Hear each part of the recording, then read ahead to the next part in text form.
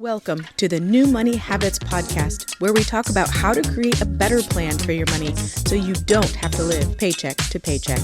Here are your hosts, Sarah Jones and Nino Villa. Welcome back, budgeteers. Coach Nino Villa here, and alongside me, as always, my partner on the airways, it's Sarah Jones. Hi, Sarah. Hey, good morning.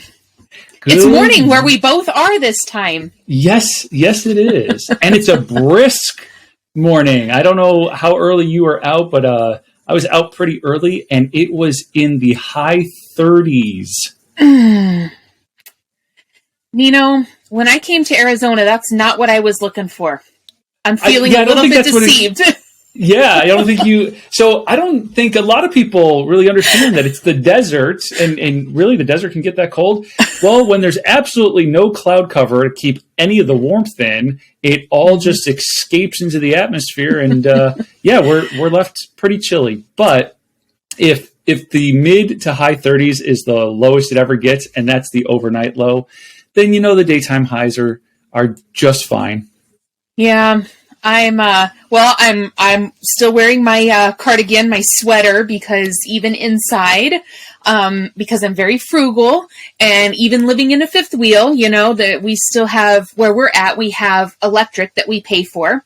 And so, in our fifth wheel, we have both electric heat and propane heat, both of which we need to pay for. And because I am frugal, I keep the heat turned down pretty low. And it's still a little chilly in here. So got my sweater on this morning, and I have yet to go outside because I know it's chilly. I will go outside this afternoon when it warms up.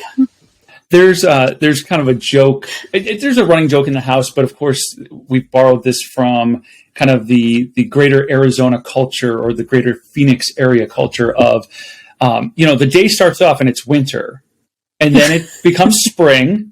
Then we get to summer, and then it starts to become autumn, and then at night it's winter again, right? And so part of that is, so my wife is like, "Can we turn on the heat yet?" And I'm like, "Please no, let's put on some layers, right? Let's, like you, I'm frugal, let's not do that." And she's like, "Remind me, when can we?" And I was like, "February." And she's like, "I have to wait until February?" And I'm like, "Well, February is the only time that even the daytime highs are not as high. So we really want to make sure the heat's on overnight so that we're not freezing pipes or other things that are important. So other than that, can we not?" So right there with you. Yeah. Yep. It's this fine line. Living in fifth wheels are not insulated like homes are. And we have air going all the way around, right? Because there's no foundation or anything to protect. So it does get a little bit chillier in here. But trying to keep that heat down, and wear a long sleeve and a jacket, please. And we've got blankets, so throw an extra one on. Yep, got to have the Sherpa blankets around. They got to be Sherpa because they're just so soft and warm. Anyway. Right. Sarah, I know today we wanted to talk about a topic that you are intimately familiar with, and I know you have a lot of stories.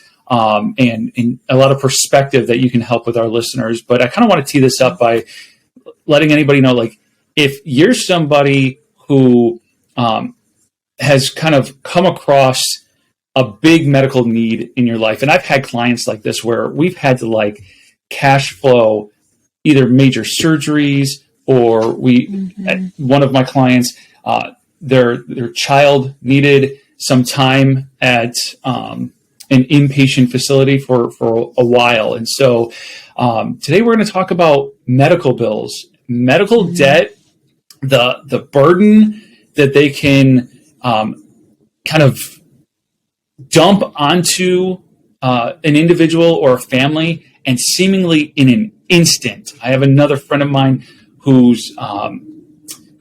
racked up a lot of medical bills and debt early in his second child's life because they needed life-saving surgeries and whatnot. And so it's not as if medical bills and debt is like consumer debt, because a lot of times we didn't sign up for this. It wasn't like, yes, I want to get this really expensive surgery. It wasn't elective, right? It was kind kind of just brought up on us. And so, just kind of wanted to talk about, what do you do with it? How do you manage it? What are some ways out of it? That sort of thing. But kind of just wanted to give you the floor to start us off on this one. Well, thanks, Nino. You are correct. This is a subject that is very close to my heart in a lot of different ways. It fires me up. I get so annoyed when talking about this, and also very emotional because I have been affected by just the effects of medical bills, medical debt in probably every area. And I say that in talking about bills that keep racking up, ongoing medical expenses that happen every month, and then also paying off the large bills, right, that come in, and so how quickly they can compound. And so if there are tears during this session, I'm just going to warn you now, there might very well be. And so, and I'll start off by saying that this is a really hard thing for me to talk about as well, because I know that I want to be mindful of what I say, because I realize that everybody has kind of a different perspective. And so there might very well be some of my own personal views that come out in this conversation when we talk about medical billing and costs and how it affects people. And so I just want to say that these are my own personal perspectives, my own experience, and they may not be everybody's. But one thing that I will say for sure is that not a single one of us, I don't know a single person that likes to have medical bills and medical debt, and it stresses us all out. Because we know, as you mentioned earlier, that we didn't sign up for this.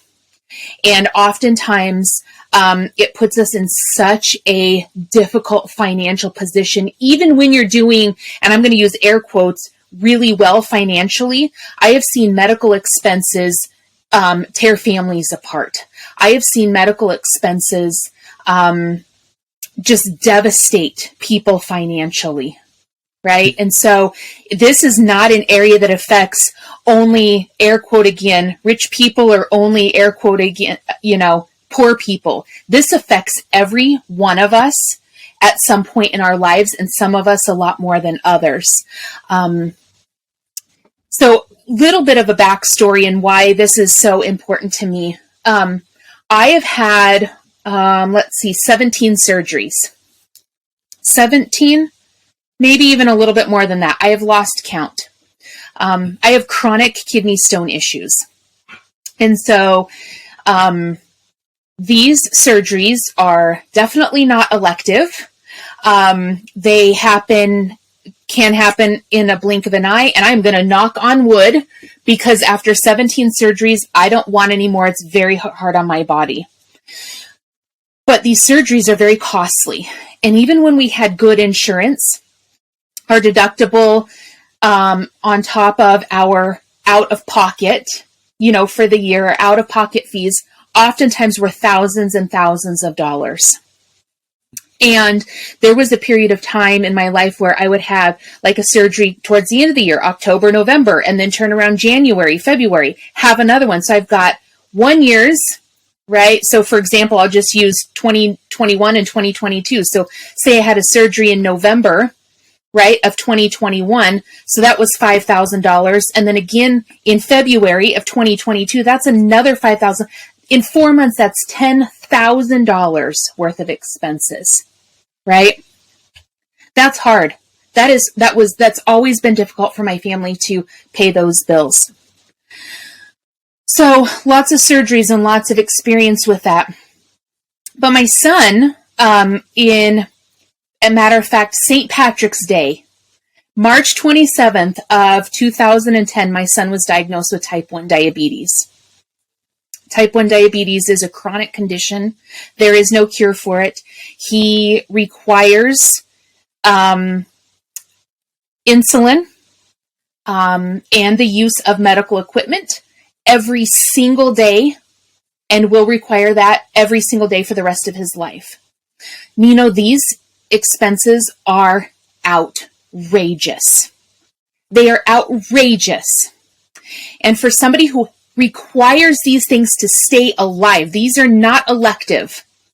Type 1 diabetes means his pancreas doesn't work. It's an autoimmune disease. His pancreas basically, in really simple terms, his pancreas fights itself. His body fights itself. He is not able to produce insulin on his own. So it's not like he's insulin resistant. He cannot produce it on his own. So he has to get it from an outside source.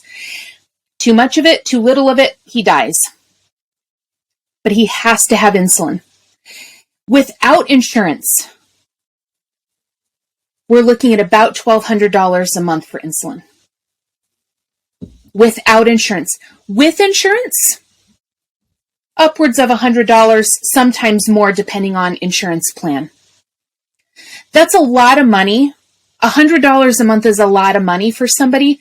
And I'll use his real life. He's making about $20 an hour. Well, at $20 an hour at 40 hours a week, and you put on $1,400 a month rent payment, right? And bills to add on another $100 a month for insulin to keep him alive. That's a lot of money. And then you tack on the equipment that he needs, upwards of another $100, even with insurance.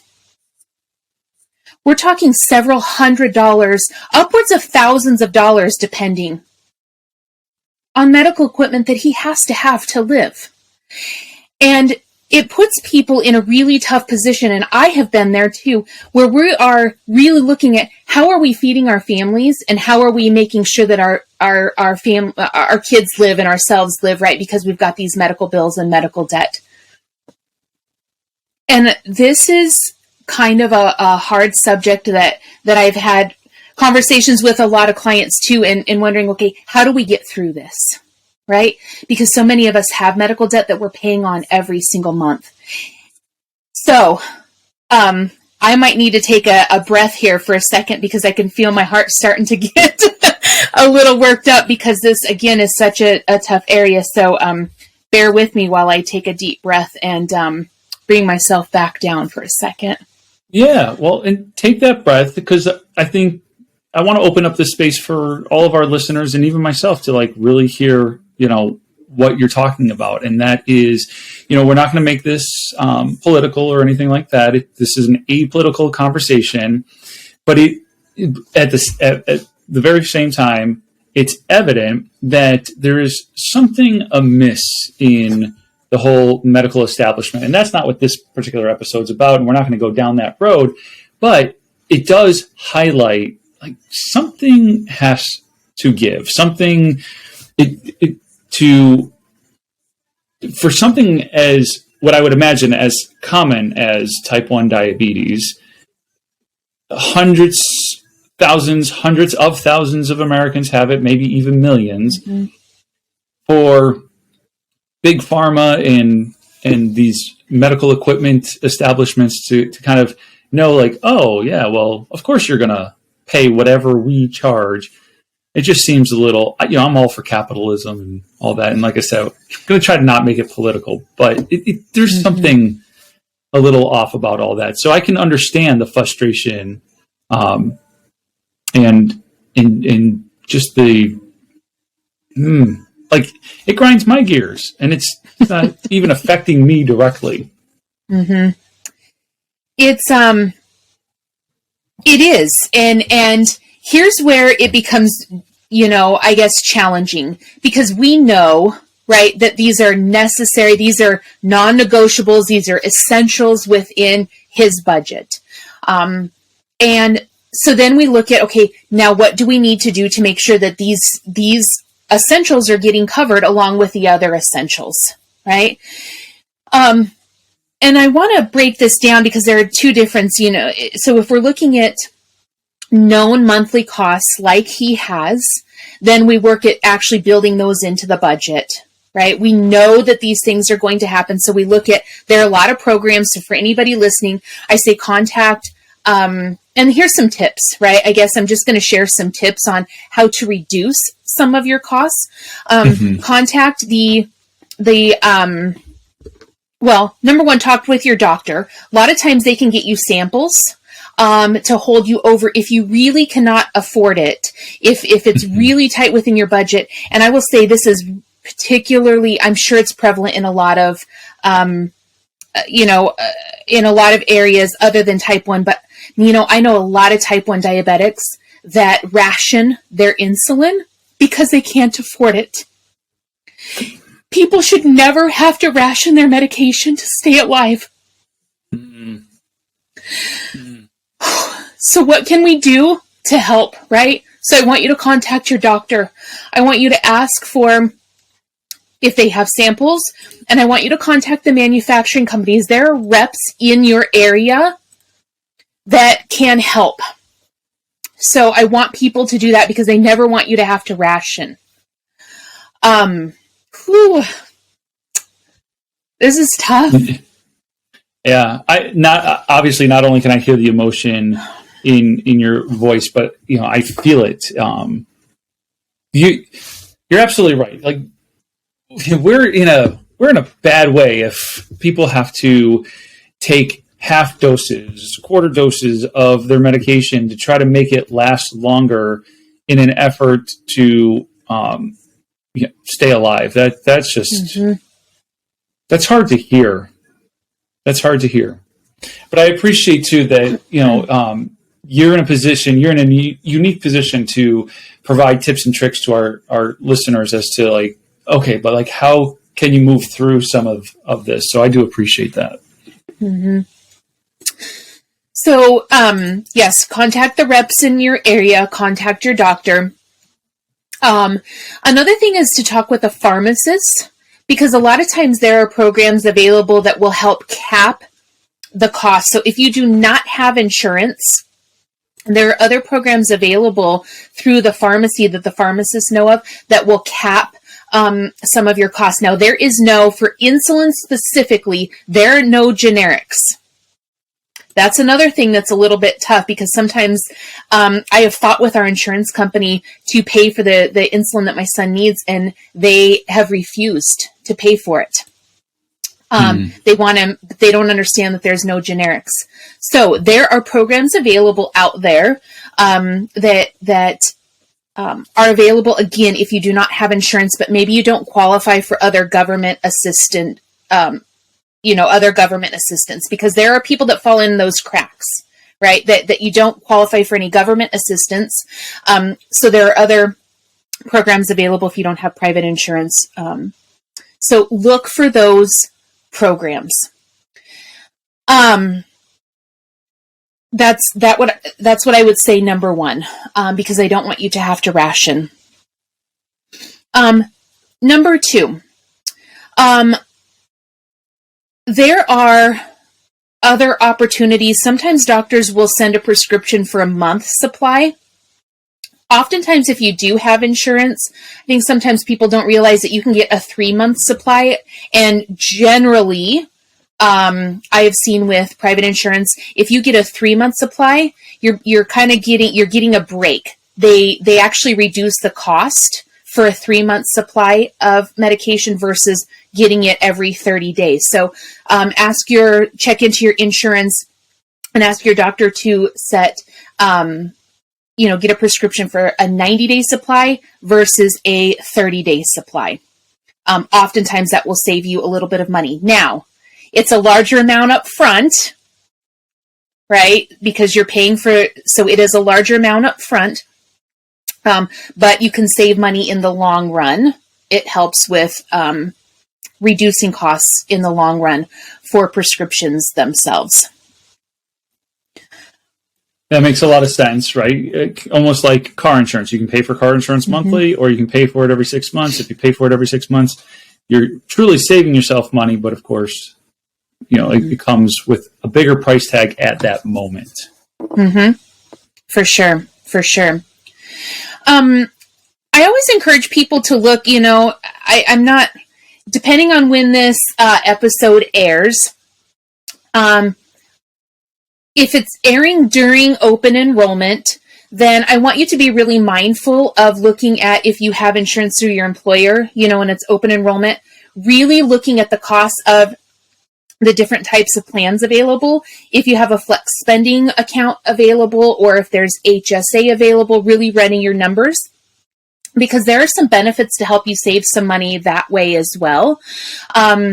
So I want people to really run the numbers and sit down and talk with somebody in depth about the different options during open enrollment. If it's not your open enrollment period, then please put it on your list to really do next year.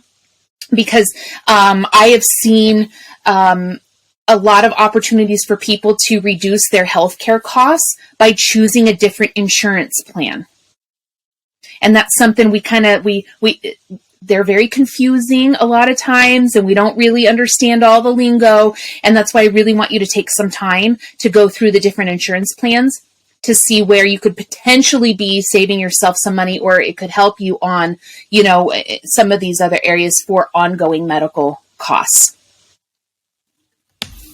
Yeah, always a good idea to kind of review. And to your point, that you would think someone along the chain would make selecting your health insurance on an annual basis as simple as possible, but it just seems like everybody is dedicated to making it as confusing as possible.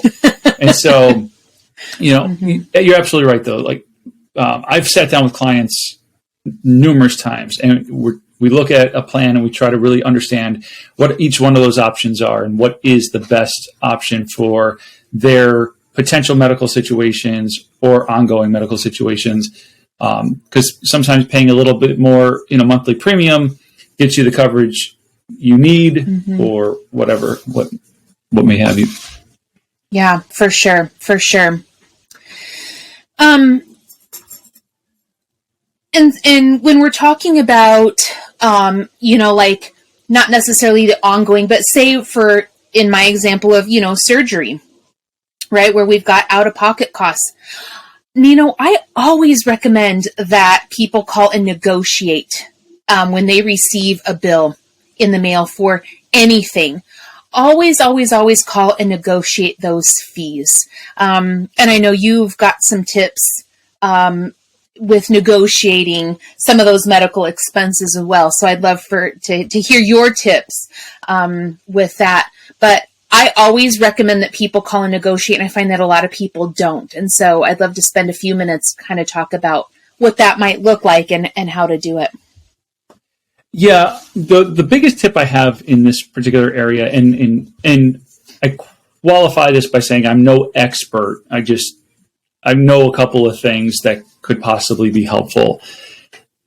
First and foremost, there might be resources on a medical institution's website that kind of let you know how you can reduce costs. They might have internal programs or things that are designed to help people who are in need cover costs. They're never going to necessarily tell you that. I had a medical stay, this was decades ago, but during my medical stay, some advocate came in the room, gave me a bunch of information, a bunch of paperwork, had me sign some things, but I was in the middle of being treated. Not like, I wasn't like on the operating table or anything, but you know what I mean? Like, I'm in the hospital, I'm in the midst of my treatment, and an advocate comes and kind of tells me some things, and I didn't retain any of that in the moment or whatever. But what it was he was there to kind of highlight, like, if you can't afford medical bills, these medical bills that you're racking up, there are programs, internal programs, external programs, but there are programs to help you reduce the burden. And it's like, well, don't tell somebody that when they're in the middle of treatment, because they're kind of like in the middle of treatment. So right. You have to become your own advocate after the fact to kind of re-engage and find what are these internal and external programs that can help me to reduce my medical costs. And so part of that's just a simple negotiation. Sometimes it's as simple as talking to the billing department and negotiating the price down. But in addition to negotiating the price down, there are usually these programs that either the institution the county, the city, like whatever it might be, there are usually programs to help with those costs. So it's something that everybody should at least be poking around the website, calling the billing department and inquiring about what kind of programs exist for somebody to help reduce. And that somebody doesn't have to just be somebody who doesn't have means. Even if you have means, there's still options for you to reduce the burden. I'm so glad that you said that, because those programs exist to help everyone, not just a specific group of people.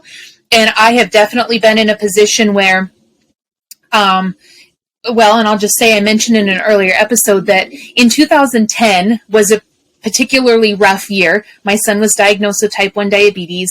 I had a couple of surgeries. We bought and sold a home. My dad I had a surgery in October.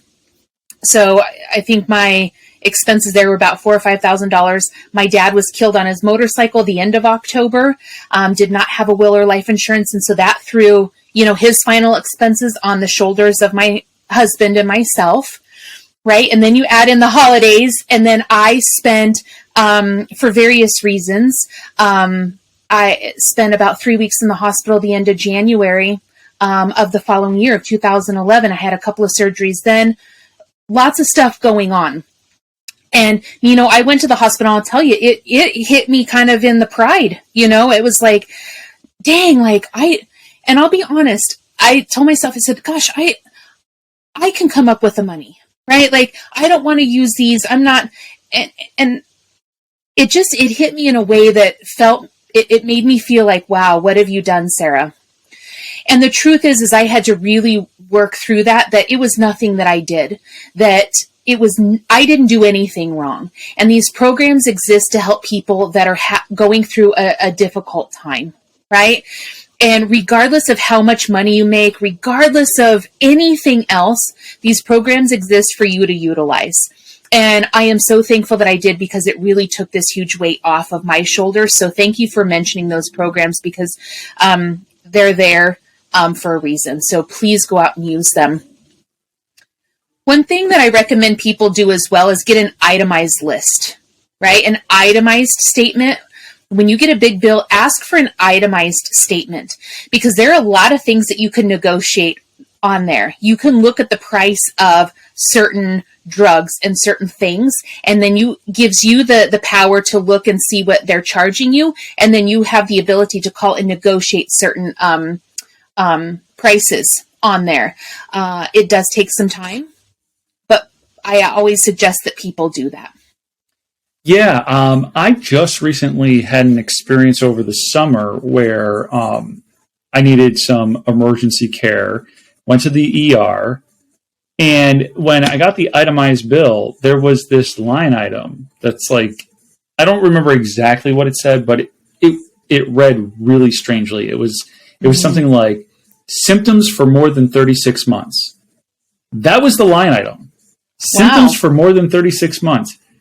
And first of all, it wasn't accurate. Like, what I was being treated for, I had not been dealing with for the last 3 years. So, but I don't even know what that means. So, needless to say, and that was, I haven't had the luxury of dealing with it yet, because that was more from the insurance company that said hey, you should be receiving a bill for this. I've not actually received a bill for it, but if I do, trust me, I will be calling and inquiring as to what is this line item, because it was also the most expensive line item on the bill. And so trust me when I tell you, I won't not be paying whatever that is, that will be removed. So having an itemized list of what happened, you get to start to inquire, because sometimes, wait, what? Humans make mistakes, and they code something incorrectly. Well, that's their problem, not yours. So if they meant to code it something else and they didn't, and they have no idea what they meant to code it, they're going to have to take it off the bill, and that's it. So, definitely a good reason to have an itemized list of what happened, because sometimes they code things incorrectly. Right. And again, it's not their fault, right? I mean, things happen, especially in an emergency situation, right? They're moving pretty quick, but that's why I like having an itemized statement. So you can actually see everything that's listed on there. Another thing that I recommend people do, when they receive bills or get everything in writing. So I always called and, when I received a larger bill, I would call and make payment arrangements because oftentimes I didn't have those thousands of dollars sitting around, just waiting to go to a medical expense. So I needed to call and make payment arrangements with the institutions. And I was sent to collections 2 different occasions, even though I was making monthly payments. They accepted the monthly payments on the same day. They applied them to my account. I was still sent to collections because they said that we did not have an agreement in place. So, we did, but I did not have it in writing. And that's why I was sending the same amount on the same day, So lesson learned, get it in writing. And don't make a payment until you receive that in writing. That's what I suggest. Right. I would agree with that 100%. And that goes beyond just the medical industry. Like anytime you're dealing with, I have something going on right now where a contractor did some work, but what they sent me was a quote, right? They said, here's the quote, right? I never signed the quote. I never said I agreed to this price for this work. They ended up doing the work, and now, and there was a bunch of mess in between. But now I need to go back to them and say, first of all you have is an unsigned quote. I never said, I agree to those terms.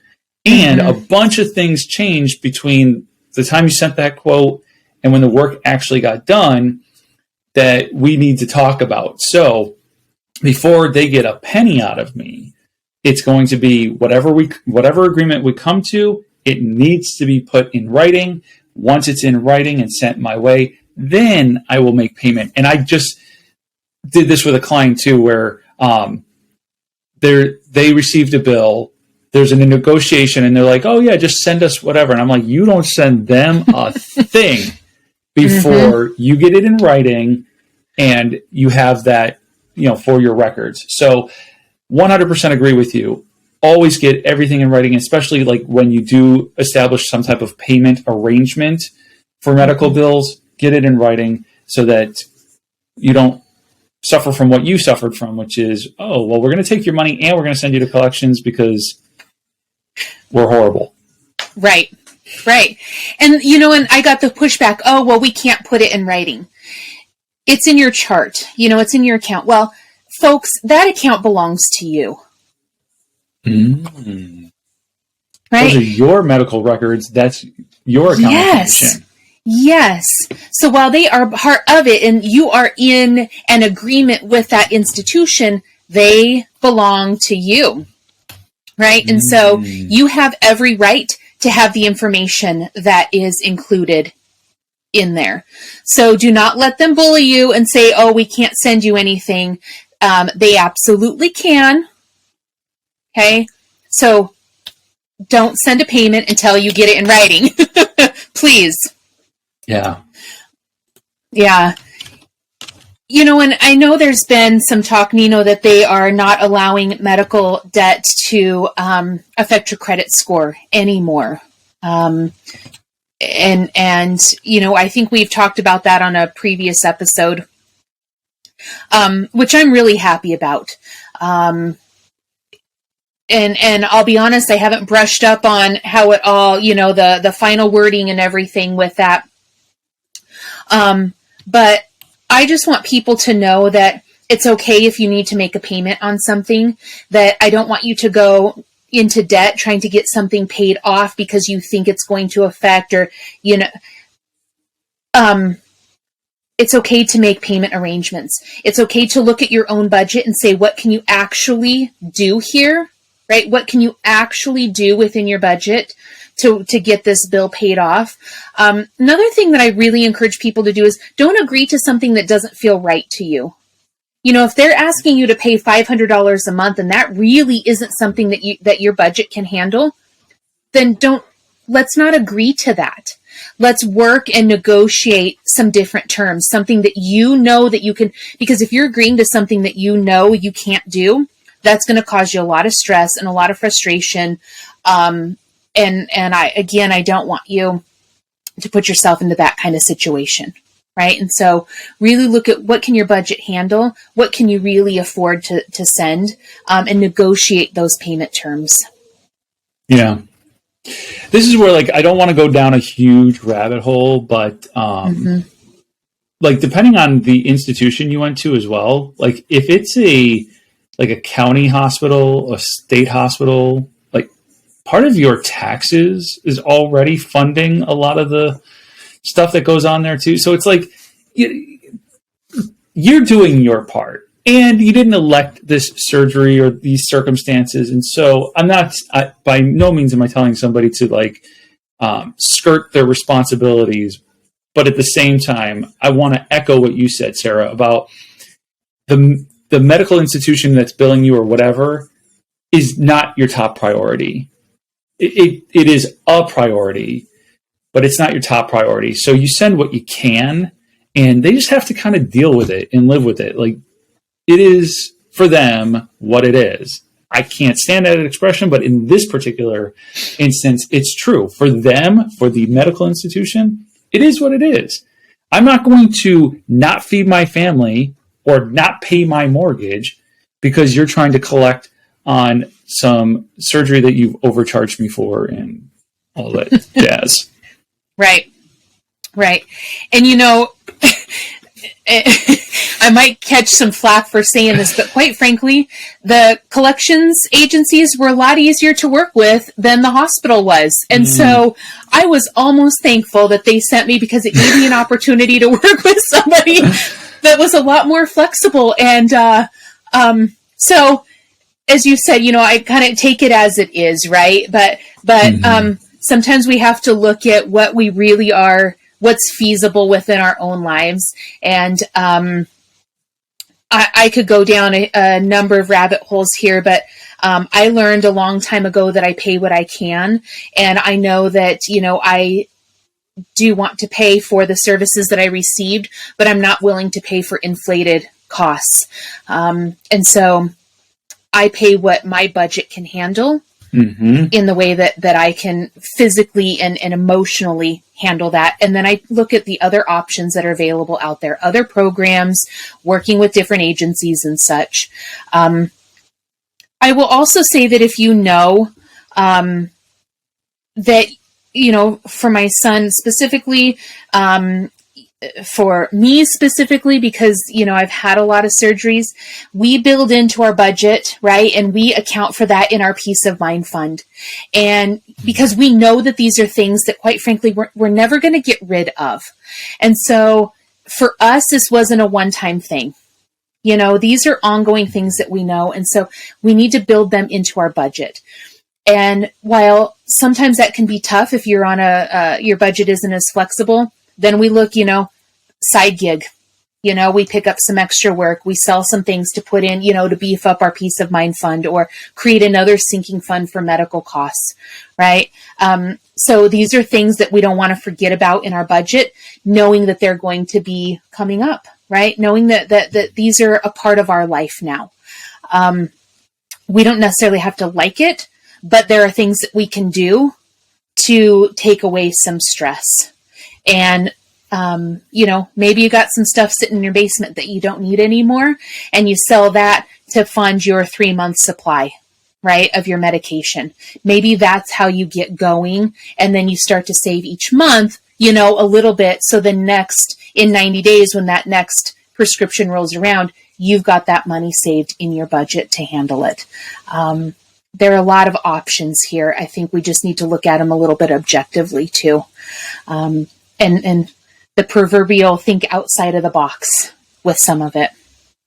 Yeah, sometimes when we are kind of in the midst of our own situation, it's hard to kind of see the forest through the trees, as they say, right? So, my hope is that this episode brings a little bit of encouragement and a little bit of pointing people in the right direction of there are options, there are things that you can be doing, whether you're dealing with a chronic illness, and so it's things like medication and equipment, whether it's past medical debt and that is being collected on, or whatever the case may be, that just knowing that there are programs, there are ways to get reduced prescription costs, reviewing and relooking at your medical insurance through your employer, opening up an HSA might be something that is appropriate for one of our listeners to be thinking about. Okay, at least that's a tax favored way of saving up for medical expenses, and being able to negotiate, knowing that there's programs to reduce the cost of bills that you've received for past things. Like I said, I just hope that this is an encouragement to somebody who might be going through some of that, and realizing, okay, there are tools and resources and things out there to help with these things. Mm-hmm.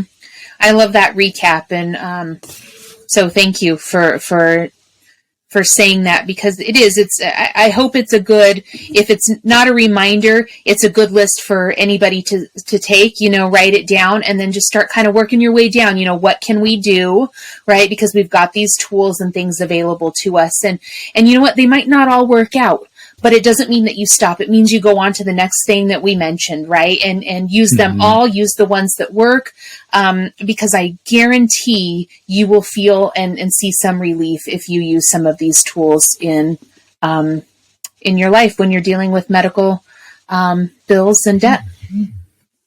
Excellent. Well, thank you, Sarah, for just opening up and kind of sharing two very personal stories, about yourself and your son, because I think it's very relatable, and I know, as somebody who doesn't deal with any of that, it gives me great empathy for some. If there's a way to change things in the future, being open to doing my part in helping to change that. Without getting preachy or anything like that, I think if we took care of each other as a community, like we were kind of designed to from the beginning, that I know there's some children's hospitals that they don't charge when children go and fight whatever disease it is that they're fighting, that they really rely on donations from the community. And if we did more of that, I think the government tried to build it in with taxes, right? So it's all there's a part of that. But when has the government ever been efficient at anything? They suck at everything. And we, the people, are usually a lot better when we just kind of come together and we take care of stuff. So, like I said, I'll get off my soapbox now, but I feel like if we did a little bit more of that, we could take care of one another, and nobody would, many hands make for light work. Mm-hmm. Well, and I think it's one of the reasons why we started this podcast too, Nino, right? Is to normalize the conversation and let other people know that you're not the only one going through this. I'm not the only one that's gone through this.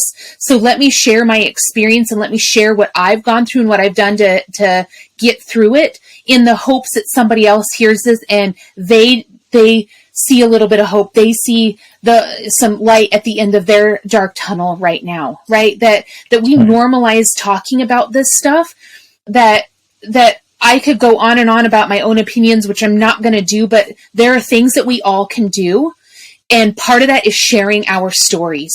Part of it is saying, this is what I'm going through right now. What's working for you, right? What's working for me? And let's come together in a way that is financially based, that's emotionally supported, that's physically, that we're all working together, just as you said, to try and help each other be the best that we can be and live the the best way that we can and get through some of these really dark, hard times, because we all go through them. And so I share some of my stories in the hopes that people feel like and understand that they're not alone, and that it might not work out the way you want it to work out, but it doesn't have to be as bad as it is right now, right? That there are paths and things that we can do to make it a little bit easier. So, yeah. Well, thank you again for sharing and opening up and normalizing that conversation. And we will continue to normalize all the taboo topics when we get back together next time. Thank you for listening to the New Money Habits podcast, brought to you by New Money Habits and Keeping Up with the Joneses Financial Coaching. Submit your questions to our host by emailing podcast@newmoneyhabits.com. Be sure to subscribe to be notified of future episodes. Join our growing group of like-minded people on Facebook and follow us on your favorite platform. Music provided by Summer School.